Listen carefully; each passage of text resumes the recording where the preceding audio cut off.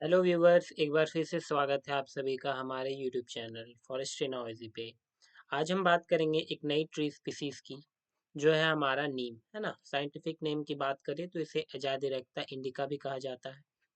सो चलिए, वीडियो शुरू करने से पहले मैं एक बार बता देता हूँ, जो व्यूवर्स नए हैं, इस चैनल के माध्यम से हम लोग आईएफएस, साथ ही साथ assistant conservator of forest and forest ranger की प्रिपरेशन कर रहे हैं, जो अभी रिसेंटली आप लोगों को जो जेपीएससी के अंदर जो ये वैकेंसी आई हुई है ना। तो चलिए वीडियो को शुरू करते हैं। शुरू में सबसे पहले हम बात करेंगे जो हमारी नीम है ना, उसके कुछ पिक्चर्स देख लेते हैं। तो देखिए, जो नीम का ट्री है, हम लोग तो काफी ये आम है हम लोगों के लिए, है ना। तो ये उसकी लीफ हो गई, है ना। इसके साथ ही साथ ये देखिए, ये जो है नीम का जो है ना, ये आपका फ्रूट है ना।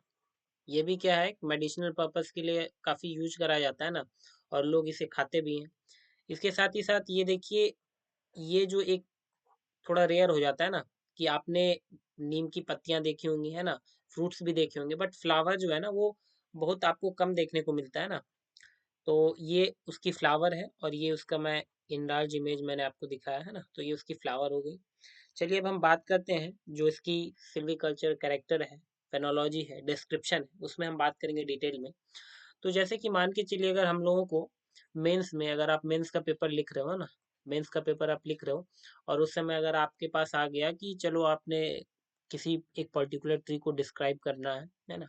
तो जो व्यूअर्स हमारे साथ पहले से जुड़े हुए हैं, उनको तो पता चल गया होगा कि जो फॉर्मेट होता है ना, जो हमारा फॉर्मेट, किसी भी ट्री का अगर सिल्वीकल्चर कैरेक्टर आपको लिखना है, तो उसका एक फॉर्मेट होता है ना। तो उसी फॉर्मेट पे हम लोगों ने ये वीडियो बना रखा है ना। तो सबसे पहले फॉर्मेट में हम शुरू करते हैं साइंटिफिक नेम से, ठीक है। जैसे कि मान के चलो, आप कभी भी अपना इंट्रो देते हो तो शुरू करते हो हाय माई सेल्फ इज ABC, है ना। तो सबसे पहले साइंटिफिक नेम आपको लिखना है, जो कि हमारा हो गया आजादी रखता इंडिका, ठीक है। यहाँ पे एक चीज आपको याद रखना है, जो हमारा नोमेनक्लेचर का रूल है, ठीक है। उस नोमेनक्लेचर के रूल को फॉलो करना है। जैसे कि अजादिरक्ता इंडिका है, तो आपका जो सेकंड वाला जो वर्ड होगा ना, उसका पहला लेटर जो होगा हमेशा क्या होगा, हमेशा स्मॉल होगा, ठीक है। और लिखने के बाद इन दोनों को आप लोगों को क्या करना है, सेपरेट अंडरलाइन कर देना है, ठीक है। चलिए अब हम बात करते हैं कॉमन नेम। तो कॉमन नेम तो हम सभी को पता है कि कॉमन नेम में हम लोग इसे आम भाषा में नीम कहते हैं। फैमिली की बात करें तो ये जो है मेलिएसी फैमिली से बिलोंग करती है। डिस्ट्रीब्यूशन की बात करें तो ये देखिए, नीम जो है ये पर्टिकुलरली इंडियन सब कॉन्टिनेंट का नेटिव स्पीसीज है, ठीक है। और प्राइमरीली ये आपको कहाँ, इंडिया में, पाकिस्तान में, बांग्लादेश और साथ ही साथ श्रीलंका में इसको देखने को आपको मिल जाएगा। रेनफॉल की अगर हम बात करें तो जो रेनफॉल होगा इसका, ये आपको 450 टू 1125 मिलीमीटर जो है ये रेनफॉल देखने को मिलती है।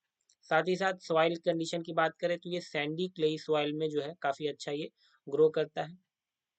टेम्परेचर की अगर हम बात करें तो 15 degree celsius to 45 degree celsius जो है इसका टेम्परेचर रेंज है। अब हिंदी में हम बात करें तो देखिए, हिंदी में आपको क्या करना है, आज़ादी रचता इंडिका लिख देना है ना। इस तरह आप लिखोगे, वैज्ञानिक नेम आज़ादी रचता इंडिका। साथ ही साथ सामान्य नेम क्या है, तो सामान्य नेम हो गया नीम। परिवार, फैमिली जो है मेलिएसी हो गई। वितरण की बात करें तो नीम भारतीय उपमहाद्वीप का मूल निवासी है। मुख्य रूप से यह भारत, पाकिस्तान, बांग्लादेश और श्रीलंका में पाया जाता है। वर्षा की हम बात करें तो ये देखिए 450 से लेके आपको 1125 मिलीमीटर। मिट्टी की बात करें तो बलुई चिकनी मिट्टी, ठीक है, जो सैंडी क्लेई सॉइल है वो हो गया। तापमान की बात करें तो ये 15 डिग्री सेल्सियस से लेके 45 डिग्री सेल्सियस इसका टेम्परेचर रेंज है। अब हम बात करते हैं फेनोलॉजी की, ठीक है। तो फेनोलॉजी क्या होती है, कि फेनोलॉजी में किसी भी पर्टिकुलर ट्री का हम एक जनरल डिस्क्रिप्शन का मेंशन करते हैं, कि मान के चलिए वो ट्री जो है वो हमारी एवरग्रीन ट्री है या फिर डेसिडुअस ट्री है, ठीक है। जब भी फेनोलॉजी लिखना है तो ये दो चीज पे हम लोग को ध्यान देना है। सबसे पहले हम लोग को ये मेंशन करना है कि वो ट्री एवरग्रीन है या डेसिडुअस है। एवरग्रीन रहेगा, दैट मीन्स क्या, कि उसके पास जो उसकी लीफ फॉल है ना, जो लीफ फॉल होता है, वो क्या है, कभी भी आपको वो ट्री जो है कंप्लीटली लीफलेस नहीं दिखेगा, ठीक है। एवरग्रीन के केस में मैं बात बता रहा हूँ। हालांकि लीफ फॉल उसमें भी होते हैं, बट लीफलेस ये कभी भी नहीं रहेगा। और डेसिडुअस के केस में क्या है, कि इसमें आपको ये ट्री जो है पर्टिकुलर एक स्पैन पे, मान के चलिए एक पर्टिकुलर टाइम पीरियड के लिए क्या होता है, कंप्लीटली लीफलेस रहता है। तो ये डेसिडुअस हो गया। तो नीम के बारे में आइए हम देखते हैं। नीम जो है एक फास्ट ग्रोइंग एवरग्रीन ट्री है, ठीक है। दैट मीन्स क्या है कि इसको आप कभी भी लीफलेस नहीं देखोगे, ठीक है। ये आपने अक्सर नोटिस भी करा होगा, जो आप हमारे आसपास में जो नीम का ट्री है, तो आप उसको देखना, वो कभी भी जो है लीफलेस नहीं रहेगा, है ना। इसमें देखिए फ्लावरिंग का जो सीजन है ना, ये जनरली वेरी करता है, आपको नजर आएगा। और इसमें फ्रूटिंग जो होता है, फ्रूटिंग ये जून से अगस्त में। लीफ फॉल की बात करें तो देखिए लीफ फॉल और लीफ रिन्यूअल, ठीक है। यहाँ एक चीज मैं आपको बता देना चाहूँ, ये लीफ फॉल जो मैंने लिखा है ना और लीफ रिन्यूअल, ये देखो, नीम जो है ये एवरग्रीन ट्री स्पीसीज तो है, but in some dry areas, ठीक है। ड्राई एरियाज की मैं बात करूं और ड्राई लोकेलिटी की, तो वहां पे आपको क्या देखने को मिलेगा कि उसमें लीफ फॉल जो होती है, ठीक है। लीफ फॉल जो है बेसिकली आपको देखने को मिल जाएगा फेब्रुवरी टू मार्च में, ठीक है। और नई पत्तियां जो आते हैं वो देखने को मिलेगी आपको मार्च टू अप्रैल में, ठीक है। फेनोलॉजी हिंदी में हम बात करें तो नीम एक तेजी से बढ़ने वाला सदैव हरित वृक्ष है, ठीक है। दैट मीन्स सदैव हरित यहाँ पे आपका एवरग्रीन ट्री, ठीक है। फूलों का समय ये बदलता रहता है, कोई फिक्स नहीं है।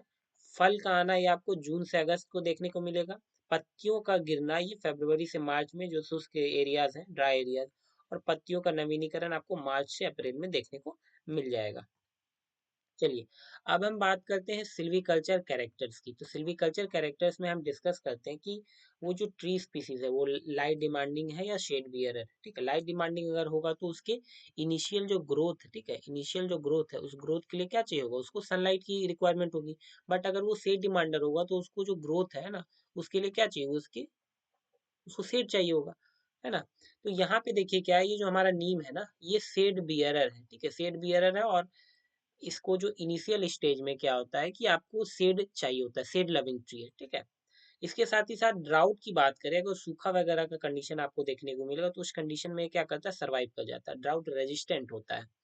फायर ससेप्टिबल होता है, ठीक है। दैट मीन्स कि क्या है कि इसमें आप जो आग वगैरह जो देखोगे तो इसको कहीं ना कहीं क्या होता है, ये आपको अग्नि से ये क्या होता है, संवेदनशील होता है। दैट मीन्स क्या है, इसको काफी ज्यादा हार्म आपको देखने को मिलता है, ठीक है। हार्म इसमें आपको देखने को मिल जाएगा, है ना। फायर रेजिस्टेंट नहीं होता है, ठीक है। अब चलिए हम बात करते हैं कॉपिसिंग पावर की। तो कॉपिसिंग पावर जो इसमें अच्छी खासी देखने को मिलती है। कॉपिसिंग पावर क्या होती है कि मान के चलो ये एक ट्री है, ठीक है। इसको आप एक नीचे से आप काट दोगे तो काटने के बाद क्या है, यहाँ से आप देखोगे मल्टीपल शूट्स निकल आ रहे हैं, ठीक है। तो इस शूट्स को हम लोग कॉपी शूट्स बोलते हैं। और ये जो एबिलिटी होती है, पावर होती है, किसी ट्री में आप देखोगे कि जब आप काटे हो तो एक दो शूट से निकला, किसी में ज्यादा निकलते हैं। तो जिसके पास कॉपिशिंग पावर अच्छी होती है उसमें आपको ज्यादा कॉपिशिंग देखने को मिलती है ना। इसके साथ ही साथ ability to produce root suckers, ठीक है। रूट सकर्स क्या है, जो हमारे व्यूअर्स पहले से जुड़े हुए वो समझ गए होंगे रूट सकर्स क्या है। बट जो नए हैं उनके लिए मैं बता दूं कि मान के चलिए आपका ट्री है और ये आपके रूट है, ठीक है। रूट सकर्स क्या होते हैं कि जो आपका रूट है, प्राइमरी रूट है, इससे क्या होता है, एक वो एक सेकेंडरी जो है वो रूट सकर्स जनरेट होते हैं और बाद में क्या होता है, ये एक नए इंडिविजुअल में ग्रो कर जाता है ना। तो इसी को रूट सकर्स हम लोग बोलते हैं, ठीक है। चलिए, हिंदी में बात करें तो वानिकी विशेषताएं। वानिकी विशेषताएं में देखिए फ्रॉस्ट, हाँ एक छूट गया, ये फ्रॉस्ट टेंडर है। फ्रॉस्ट टेंडर दैट मीन्स क्या कि अगर ठंड जो आपको फ्रॉस्ट वगैरह अगर पड़ता है, पाला वगैरह पड़ता है, तो ये क्या है, ये ट्री जो है इसको काफी नुकसान पहुंचता है, ठीक है। फ्रॉस्ट रेजिस्टेंट नहीं है। और एक बात और मैं बता दूं कि फ्रॉस्ट जनरली आपको कब देखना मिलेगा, जब आपका एटमोस्फेरिक टेम्परेचर जो होता है ना, वो क्या होता है, बिलो बिलो फ्रीजिंग पॉइंट, ठीक है। अगर एटमॉस्फेरिक टेम्परेचर जो आपको बिलो फ्रीजिंग पॉइंट चला जाए तो आपको फ्रॉस्ट देखने को मिलती है, ठीक है। तो ठंड से संवेदनशील है, छाया सहने वाला है ना, सूखा प्रतिरोधक क्षमता होता है इसमें, अग्नि संवेदनशील है और अच्छी तरह कॉपिसिंग करता है, ठीक है। और इसमें आपको देखने को मिलेगा कि रूट सकर्स को भी उत्पन्न करता है, ठीक है। अब चलिए हम बात करते हैं रीजनरेशन की, ठीक है, कि ये जो रीजनरेट कैसे करता है। तो दो तरीका है, पहला तो है कि नेचुरल रीजनरेशन। तो नेचुरल रीजनरेशन एक सीड से होगा, कॉपी से होगा और रूट सकर से। कॉपी से इसलिए होगा क्योंकि मैंने बताया कि ये जो क्या है, वेल कॉपिसिंग पावर है इसमें, है ना। और रूट सकर्स भी ये प्रोड्यूस करता है, एबिलिटी है। तो आपको रूट सकर्स कॉपिसिंग से भी, और साथ ही साथ जो सीड्स वगैरह है ना, सीड जो फॉल करते हैं, तो उससे भी क्या है, आपको रीजनरेशन देखने को मिल जाएगा। आर्टिफिशियल रीजनरेशन की बात करें तो सबसे पहले डायरेक्ट सोइंग है। डायरेक्ट सोइंग में क्या है कि आपको सबसे पहले क्या करना होगा, सीड को क्या है, सीड कलेक्शन करो। सीड कलेक्शन करने के बाद क्या करते हैं, हम उसको फिर क्या करते हैं, डायरेक्ट सो कर देते हैं। दूसरा मेथड है प्लांटिंग और तीसरी मेथड है स्टंप प्लांटिंग, ठीक है। तो प्लांटिंग में क्या करोगे आप, मान के चलो अगर आपके पास ट्री है, ठीक है। तो यहाँ पे कॉन्सेप्ट आ जाता है नर्सरी मैनेजमेंट का, ठीक है, कि नर्सरी में हम लोग क्या करेंगे, जो सीडलिंग्स है उसको हम लोग डेवलप करेंगे और उसके बाद क्या करेंगे, उसको ट्रांसप्लांट कर देंगे, ठीक है। इसके साथ ही साथ जो प्लांटेशन में यहाँ पे आपको स्पेसिंग लेनी है ना, ये स्पेसिंग आपको 8 मीटर बाय 8 मीटर या फिर 10 मीटर बाय 10 मीटर आपको लेनी है। यहाँ 10 मीटर बाय 10 मीटर और 8 मीटर बाय 8 मीटर का मीनिंग ये है कि जैसे मान के चलो कहीं भी 8 मीटर बाय 8 मीटर लिखा, तो पहला जो ये डिजिट होता है ना, पहला जो नंबर है, डेट मीन्स कि क्या, plant to plant distance, plant to क्या है, प्लांट टू प्लांट डिस्टेंस, ठीक है। और जो दूसरा डिजिट लिखा हुआ है इसका मतलब होता है रो टू रो डिस्टेंस, क्या है, रो टू रो डिस्टेंस, ठीक है। तो इसको आप लोग याद करके रखिएगा। चलिए, हिंदी में बात करें पुनर्जनन, तो प्राकृतिक पुनर्जनन आपको बीज, कॉपिसिंग और रूट सकर्स से देखने को मिलते हैं। जड़ से चूसने वाला आप इसको रूट सकर्स लिख देना, ठीक है। जो है आप इसको लिख देना रूट सकर्स, ठीक है, रूट सकर्स लिख देना। कृत्रिम पुनर्जनन जो है ये प्रत्यक्ष बुआई, रोपण और स्टंप रोपण से होता है, और इसमें अंतर या आप इसमें ये कर सकते हो स्पेसिंग, ठीक है, इसको स्पेसिंग आप लिख देना, स्पेसिंग 8 मीटर बाय 8 मीटर और 10 मीटर बाय 10 मीटर आपको देखने को मिल जाएगा। इसके साथ ही साथ अगर हम बात करें मैनेजमेंट एंड सिल्वीकल्चर सिस्टम की, तो देखिए मैनेजमेंट और सिल्वीकल्चर सिस्टम में हम ये देखते हैं कि जो हमारा फॉरेस्ट क्रॉप है, जैसे हमारा अभी नीम है, तो जो नीम की जो कल्टीवेशन करी जाती है, ये किस किस सिस्टम के अंदर हम कर सकते हैं, तो देखिए पहला सिस्टम है कॉपिस मैनेजमेंट सिस्टम, दूसरा shelterwood system, taungya system and agroforestry system. देखिए जो सिल्वीकल्चरल सिस्टम है, ठीक है, सिल्वी, ठीक है, सिल्वी कल्चरल सिस्टम, ठीक है, सिल्वीकल्चरल सिस्टम जो है ये अगर आप प्रिपेयर कर रहे हो, इधर आप मान के चलो जो आप लोग जेपीएससी, एसीएफ और रेंजर की प्रिपरेशन कर रहे हो, या फिर आप यूपीएससी, इंडियन फॉरेस्ट सर्विस की प्रिपरेशन कर रहे हो, तो उसके जब आप सिलेबस देखोगे तो उसमें सिल्वीकल्चरल सिस्टम एक अलग से टॉपिक ही है, ठीक है। और इस पे हम लोगों ने 6 वीडियोस बना रखी हैं, हमारे चैनल पे आप आइए, ठीक है, और इसको पूरी की पूरी देख लीजिए, सो दैट कि क्या है, आपको कहीं भी एक डाउट नहीं रहेगा, क्योंकि जब आप जो आप आगे बढ़ते हो है ना, जैसे सीढ़ी है, तो आप क्या करोगे कि यहाँ से जब आप चलना शुरू कर रहे हो है ना, तो आप क्या करोगे, स्टेप बाय स्टेप चलते हो, सो दैट कि आप क्या है, फाइनल डेस्टिनेशन तक पहुंच जाओ, ठीक है। अब बीच में आप अगर छलांग लगाओगे तो इधर आप हो सकता है कि आप क्या हो, आपको चोट लग जाए, ठीक है, ये गिर जाओ। तो कहने का मतलब ये है कि जैसे कि मैंने यहाँ लिख दिया coppice management system, shelter root system, taungya system, agroforestry system.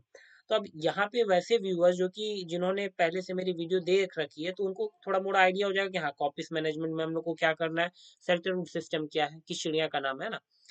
हालांकि जो व्यूअर्स नए हैं तो हमारे चैनल को सब्सक्राइब कर दीजिएगा, और फिर जो आपको पूरी की पूरी वीडियो है ना, वो आप अर्लियर वीडियोस को भी देख लोगे, और जो नई वीडियोस आएगी उसको भी आप कवर करते चलना, ठीक है। तो देखिए हिंदी में हम बात करें तो प्रबंधन और वानिकी प्रणाली में सबसे पहला कॉपिसिंग प्रबंधन, तो कॉपिसिंग प्रबंधन या कॉपिसिंग मैनेजमेंट सिस्टम में हम लोग क्या करते हैं कि जो ऐसे वृक्ष को लिया जाता है, उस ट्री के लिए अप्लाई करा जाता है जिसमें कि कॉपिसिंग पावर अच्छा देखने को मिलता है, कॉपिसिंग जो है वेल होता है।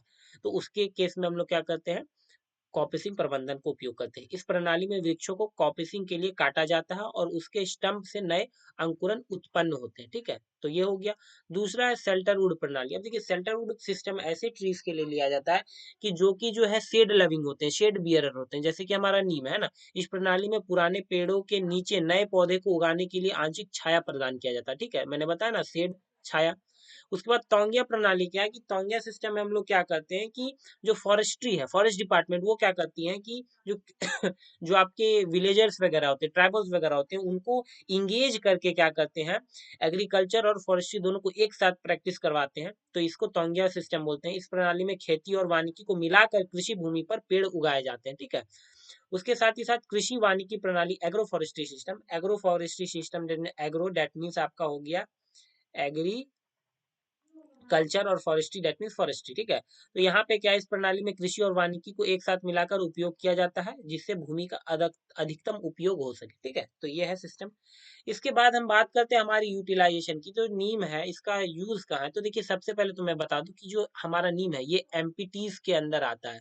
एमपीटीज क्या है, तो एमपीटीज की फुल फॉर्म जो होती है ये होती है मल्टी, ठीक है, पी से हो गया पर्पस, और टी से हो गया आपका ट्रीज। तो ये आपका मल्टीपर्पज ट्री है। दैट मीन्स कि क्या, ऐसा ट्री जिससे कि आपको क्या है, जैसे कि आपको यहाँ से मिल रहा है, सॉरी, टिम्बर मिल रहा है, फोर्डर मिल रहा है, ठीक है, फ्यूल वुड मिल रहा है, मेडिसिन मिल रहा है ना। इसके साथ ही साथ आप क्या है देखो, मैंने बताया टिम्बर मिला, कंस्ट्रक्शन करोगे आप, फ्यूल वुड होगी, मेडिसिनल यूज हो गई, फॉडर हो गया, इसके साथ साथ बायो पेस्टिसाइड्स, ठीक है, ये हो गए। और साथ ही साथ नीम कोटेड यूरिया जो है, ये अभी रिसेंटली ये काफी चला हुआ है कि जो यूरिया है तो उससे नीम कोटेड यूरिया जो है नीम से काफी बनाया जा रहा है ना। ये हिंदी वालों के लिए उपयोग में निर्माण, तो भवन निर्माण में लकड़ियों के रूप में, ईंधन की लकड़ियों के रूप में, औषधीय उपयोग है, चारा है, जैव कीटनाशक हो गया, ठीक है। जैव कीटनाशक देखिए बेसिकली आप जब आप जाओगे ना, जो खेती वगैरह से जुड़े हुए लोग हैं उनसे आप पूछोगे तो वो क्या है, नीम का जो है ना, नीम का तेल, ठीक है, नीम का तेल वो खरीदते हैं जो बीज भंडार वगैरह रहता है वहां से, और फिर क्या करते हैं उसको छिड़कते हैं। इसके साथ ही साथ जो है नीम ऑयल आता है, नीम केक है, ठीक है। तो काफी सारी चीजें हैं नीम से बनाई जाती है। उसके साथ ही साथ नीम कोटेड यूरिया हो गया, उर्वरक के रूप में भी इसका प्रयोग आपको देखने को मिलता है, ठीक है।